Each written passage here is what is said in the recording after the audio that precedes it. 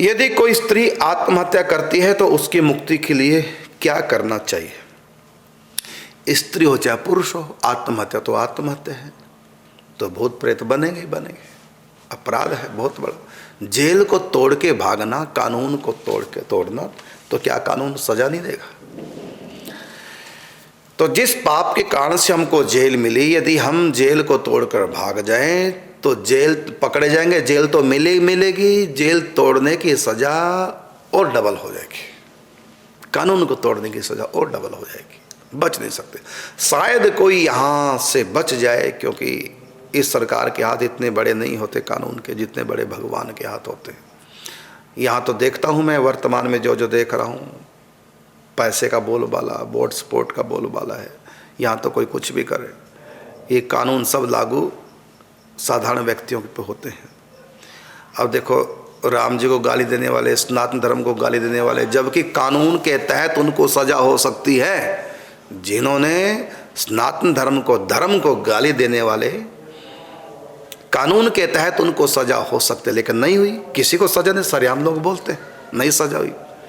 और मैं तो कहना चाहूँगा, गलत बात है कि जब कानून है कि जो किसी के धर्म को गाली देगा तो कानून उसको सजा देता है, तो आप देखते हैं कितने लोग भौंकते हैं, कुत्ते की तरह गालियां दे रहे हैं, तो इनको तो सजा हो नहीं रही।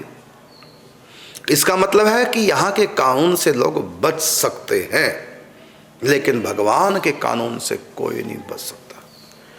तो जेल तोड़ी, सजा भगवान ने दी उनके कर्मों की, वो उस सजा को नहीं भोगना चाहते, बल्कि सही छोड़ के जा रहे हैं, आत्महत्या कर रहे हैं। तो चाहे स्त्री हो चाहे पुरुष हो, आत्महत्या जो भी करेगा उसकी डबल सजा, वो पाप तो उसको फिर भी भोगना पड़ेगा।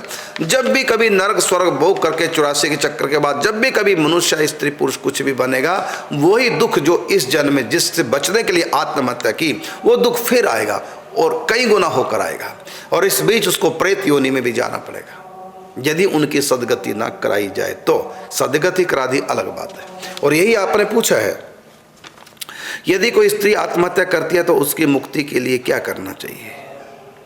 इसके एक उपाय नहीं, बहुत उपाय। कोई संत कृपा कर दे, कोई भक्त कृपा कर दे, दया कर दे उसके ऊपर, तो उसका उद्धार हो सकता है।